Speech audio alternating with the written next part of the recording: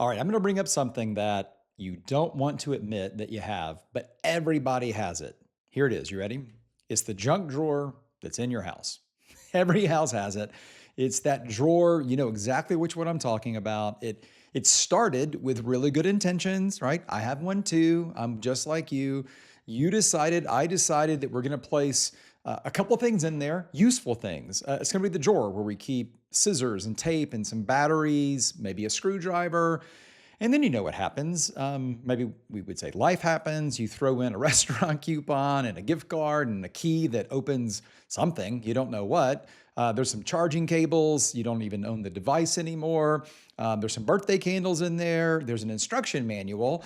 And there's that pin that may or may not even work anymore. Now, here's what's I think fascinating about the junk drawer is the junk drawer is just like most church models. Think about it. Nobody designed the junk drawer. It just accumulated one item at a time.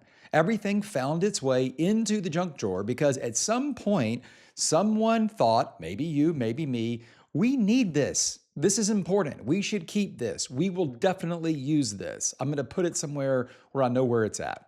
Then one day, you open the drawer and you realize you can't find the scissors because they are buried under 12 years of things that nobody intentionally chose to keep. Do you see the connection, right? A lot of churches operate the same way. They're like a junk drawer. Nobody sat down and designed the church to be overly complicated. Nobody intentionally created a calendar that exhausts the staff and confuses the congregation and kind of competes with itself. Nobody, said, let's create 7 different ministries that all kind of are trying to accomplish the same thing, right? But all of those ministries, all those programs, those events, they just accumulated one at a time, one event at a time, one program at a time, one staff position at a time. And this is important, they were all very well-intentioned ideas at the time, in the moment, for just that moment, just evaluating that individual position, the individual program, event. It made perfect sense in the moment. But eventually, what kind of began as a collection of helpful ministries became the church model. So the question is, did you build this church model that you're currently operating? Or are you like most people, you inherited it? That's hard to say. You inherited the church model. Hey, if we've never met before, my name is Gavin. This podcast exists actually to kind of help you add more intention to your mission and to your mission. And today, this is what we're talking about. How do we add more intention to our church model? And one of the best ways to do it is with some fresh eyes. So most pastors assume their church has a model because, and you know this, every church has a model. You have worship services, you have maybe small groups or Sunday school, you have children's ministry, student ministry, you have a care ministry, some version of outreach events, volunteer teams, leadership meetings, and you probably do Christmas Eve services that require a lot of planning that starts somewhere early summer, right? You do the same thing for Easter, right? So all of those pieces together, put everything you do together, it really does form your church model. But having a model is not the same as having an intentional model. Most church models weren't really designed. They were inherited and, like a junk drawer, accumulated. Now, sure, at some point, it was strategic, intentional. At some point, somebody, probably before you, made a decision to do small groups or to recruit and retain and train volunteers the way that you do it. But over time, new ideas and new junk, but it isn't junk, new junk got added to the drawer. And now you've inherited something from maybe the pastor before you or the model before you or whatever the denomination that you're in, wherever it is, you have inherited what you currently are running. And in fact, the pastor that handed you off the model inherited it potentially from some other pastor before him. I mean, a ministry was added, right, because a family had a real need. An event was added because another church was doing it and it seemed to be working. A program was created because, a motivated volunteer was willing to lead it. Maybe a new service time was added to solve a space problem that no longer exists, or at least doesn't exist in the same way. A meeting was placed on the calendar during a crisis. And, 6 years later, everyone is still attending the meeting or at least trying to convince people to attend the meeting. Listen, none of those decisions may have been wrong in that moment. In fact, many of them probably made perfect sense at the time. Maybe they were even very strategic at the time. That's what really makes, I think, this conversation difficult. Because churches rarely become complicated because leaders make one obvious terrible decision. That's not how this works. Churches become complicated because leaders make hundreds of individually reasonable decisions, but without stepping back to see what those decisions are collectively creating. And you know how this happens. It's a junk drawer. Over time, kind of momentum begins to make decisions that the mission should be making. And that's the real tension here. Like you may be leading a church model that was designed for a congregation or even a community that you no longer have or live in, a community that no longer exists, or maybe it was a ministry season that was very prevalent years ago, but isn't prevalent anymore. But because you are inside the model every day, it feels just normal to you. You understand how it works, and the staff knows how it works. And kind of like your longtime, members, attenders, volunteers, your core team, everybody understands how to operate the model, whether it really is intentional or not, right? So you've learned to basically navigate the complexity, but, familiarity really can disguise dysfunction, can it? Like, just because you know how to operate the model doesn't mean that the model is serving the mission. It just means you know how to do it. And just because a program, has survived, multiple calendar years doesn't mean that it's successful or effective or, even necessary. Longevity, I think sometimes can be important, but longevity doesn't equal fruitfulness, right? Like sometimes a ministry continues because it's effective. So sometimes ministries continue because no one has been willing to ask the really hard question about it. And those are very different kinds of conversations. So here's the principle that I want us to just process for this conversation. Your church model is either going to be designed by the mission or it is going to be dictated by momentum. Let me unpack that kind of comparison really quick, okay? So if it's going to be driven by, designed or driven by the mission, right? The mission is asking things like, what are we trying to accomplish? Who are we trying to reach? How do people actually grow? What's the clearest next step that we want people to take? Those are important questions. Those are mission questions. But momentum asks different questions. Things like, well, what did we do last year? Who expects this to continue? Who might be upset if we stop? How can we fit one more thing into the calendar? Momentum is powerful, right? Because it does not require a decision. It just requires doing what you've always done. You don't have to choose momentum. You simply just have to avoid questioning it. That is why inherited models survive for so long. Continuing whatever you've always been doing usually feels pretty easy. It certainly is easier than reconsidering what you're doing. But leadership, a person like you and me, leadership requires more than maintaining what already exists. Leadership, and my former boss and friend, still a friend, I guess, but former boss Andy Stanley used to say this all the time, that leadership is a stewardship. And that's what leadership in your church requires. It's a stewardship. And stewardship means regularly asking whether the resources God has entrusted to us are producing the results that God has called us to pursue. So your church doesn't really have unlimited resources. You don't have unlimited staff and capacity. Your volunteers don't have unlimited time. Your congregation doesn't have unlimited attention. Every program costs something. Costs money, costs communication space, volunteer energy, staff focus, a calendar, capacity. And sometimes the greatest cost is not what a program consumes, it's what the program prevents you from doing instead. And we call that opportunity cost, right? Every time you say yes to one ministry activity, you are reducing or eliminating, in some cases, your ability to say yes to something else. And that something else may be more important. So you know what this means? It means that a program doesn't have to be bad to be a problem. In fact, it could be good. It could have helped some people. It could have helped lots of people in the past. It may represent an important part of your church's history. But a ministry can be meaningful and still no longer mission centric. And that's important for you as a leader to consider.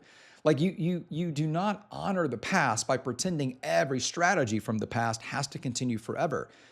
In fact, the best way to honor the past missionally, strategically, is by carrying the mission forward with the same courage and intentionality that previous leaders demonstrated when they were creating the ministries that you are now questioning. They made those decisions for a reason in a season. You are the one now responsible for making decisions in your season. So, how do you know whether you built your church model or if you've just inherited it? How do you know if you're leading a junk drawer, basically? Well, we really can begin, I guess, with a question to answer that. And the question is, would we intentionally create this today? I love that question. If we were starting over, would we do this today? Right? Not does anyone like it? Not, has it helped anyone in the past? And here's the thing, I've talked about this before in a different conversation, but we can all come up with a story for why something is working. Because there's always one story we can point to, but one story doesn't make fruitfulness by itself, right? And we can't, be concerned if people are going to be upset if it goes away, because somebody's going to be upset if it goes away, of course. But knowing what we know today about our mission, our community, our people, our church, the resources we currently have, knowing all of that, when we look at a program, look at an event, look at a service, would we intentionally create this ministry in its current form? That is a clarifying question. In fact, you can take your ministry calendar, your list of programs, your org chart, whatever it is, and ask that question of all of it. And when you ask the question, you're going to come up with a handful of categories. You're going to have some things that fall into the we would build this again category, because there's ministries and programs or events, things that you are doing that are clearly advancing the mission. It is serving people today. Even if it served people in the past, it is still doing it today. It is creating a meaningful step. It is a part of a well-defined and really effective discipleship pipeline for you. It's a spiritual formation thing, and it's working. And you want to strengthen these things. You want to resource them more. You want to continue to make them better. That's the best category. There's another category of things you're going to find, though, and maybe you would label it, maybe we would pursue the same outcome, but not the same way. Basically, this is a thing we need to tweak a little bit. We need to work on it. We need to adjust it. There are, this is where like many church programs probably do belong. Like the purpose behind the program is still important, but the current approach is no longer producing the desired result or the result that you used to get. Like you still believe in community, but perhaps the small group structure that you have been running for 30 years isn't working anymore. Like you still believe in reaching new families, but kind of the annual event that requires an enormous amount of effort and resources isn't really creating the ongoing kind of engagement that it once did. Maybe you still obviously hopefully believe in developing leaders, and there's a leadership pipeline you've had for a long time, but the monthly leadership meeting has really just not functioning the way it used to, and it's turned into announcements and information, And again, it doesn't mean that we get rid of these things. It just means that we evaluate the way we're doing the things, because the result might be better if we adjusted. And of course, there's this last category, the things that we just would not start if we were starting again today. And this is the most difficult category. We don't want to put things in this category because once we label them that way, we got to do something about it. Like these really are the programs or the events, or if I could say between us, the staff members or the roles even, not the person, just the role itself that exists primarily because it's just always existed. And it isn't harmful necessarily, although it is robbing you and your church and your mission of some resources and some energy and time. It could be that, again, like I said, consuming resources and keeping something better from being resourced more fully. Continuing these things is not a good idea. It's not what a great leader would do, because continuing these things is keeping other things from being better, other things that are more intentional, that just work better today in today's culture, in your community, your context. And the reality is that inaction on those things is a decision. It's a decision to allow the existing junk drawer to keep being full of junk. And we don't want it to be that way. And I'm definitely not suggesting we just start willy-nilly throwing junk out of the junk drawer. We need a drawer, and we need some things in that drawer that are effective and that we use consistently to achieve the mission. But not everything in that drawer is probably that probably doesn't fit that category. So what do, with with these three categories? Well, I think you got to look at everything you're doing and decide how many of the things currently are serving the mission. And the good news is that this is a structural decision, but there are going to be relational tensions and transitions in there. Because, and this is true of you too, programs kind of have people attached to them. Somebody started it, somebody's volunteering in it now, somebody's been trying to sustain it.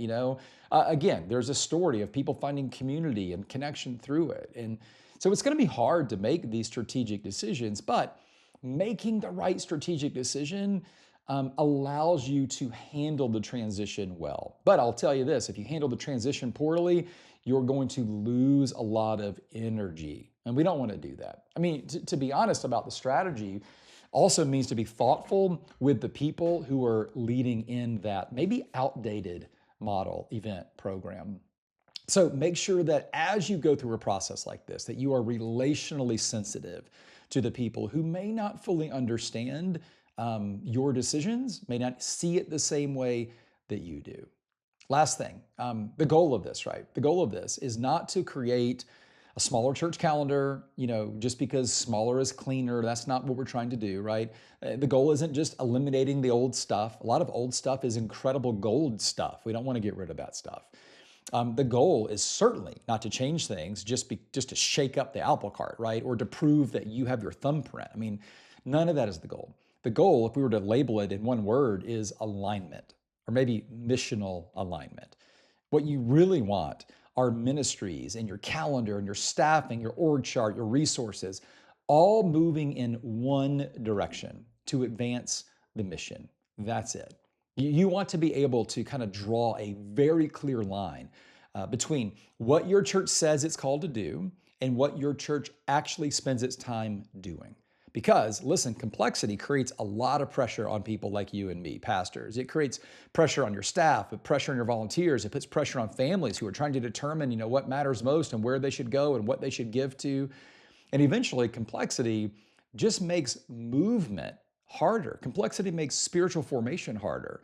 And your church probably doesn't need another program. You may need the courage to decide which programs still belong. So open up that junk drawer, look at what has been accumulated, honor what served a previous season, right? Strengthen what is producing fruit today, redesign what still matters but just needs to be rethought, and own a new model that is dictated by the mission, not defaulted by momentum.